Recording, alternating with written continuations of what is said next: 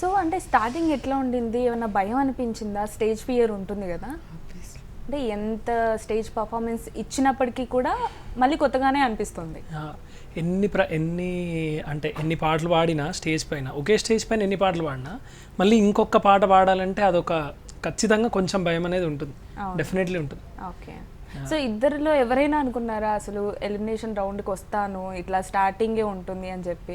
ఖచ్చితంగా లాస్ట్ వరకు ఉండాలి అనే ఉంటుంది ఎవరికైనా కూడా. ఎక్స్పెక్ట్ చేశారా? ఎక్స్పెక్ట్ చేయలేదు, but we have to accept what it is. Okay. So ఇక జడ్జెస్ గురించి చెప్పండి.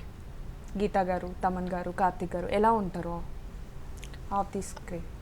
అసలు చాలా స్వీటెస్ట్. అంటే పిల్లల్లో కలిసిపోతారు వాళ్ళు. అంటే వచ్చి మాట్లాడడం, ఇంటరాక్ట్ అవ్వడం, మాకు అమ్మో సార్ వాళ్ళు అంటే అది ఉంటుంది. ఎంత లేదన్నా వాళ్ళు జడ్జెస్ అండ్ వాళ్ళు పెద్ద పెద్ద కంపోజర్స్, సింగర్స్, సో అది ఉంటుంది. కానీ సమ్వేర్ వాళ్ళు మాకు ఆ చనువు కూడా ఇచ్చారు. అలాగే మమ్మల్ని వెనకథలు వచ్చి అంటే నవ్వుతూ మాట్లాడడం, అలా బాగుండేది ఇంటరాక్షన్. ఓకే. సో మీరు మీ అమ్మగారి చేతితో గోల్డెన్ టికెట్ తీసుకున్నారు, ఎలా అనిపించింది అప్పుడు? అది ఇట్స్ కంప్లీట్ ఇండియన్ ఐడల్లో నాకు అది బెస్ట్ మూమెంట్. మా అమ్మగారు ఉండడం,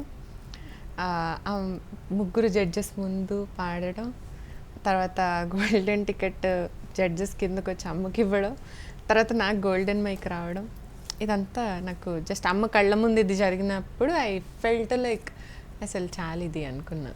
ఓ సూపర్. సో అమ్మ కోరిక నెరవేరింది అనుకున్నారా?